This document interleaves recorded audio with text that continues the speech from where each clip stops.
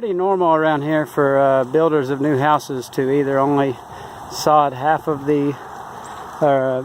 backyard or to not sod it at all. So this is pretty common for a customer to call us with a new house and ask us to come out and complete the backyard. You can see right here that with a different coloration that they had an existing sod yard, and the builder only sodded back to right here, and the homeowner asked us to come on out and finish out the yard and you know, complete their backyard. So we've just finished this up, about 3 pallets of sod on this job, adjusted all of the irrigation so it's hitting the new sod, and now this homeowner has a full backyard. So if you've bought a new house and you need someone to finish out your backyard, if you happen to live in one of the developments where this is a common practice to not finish the yard, we'd be happy to take care of you.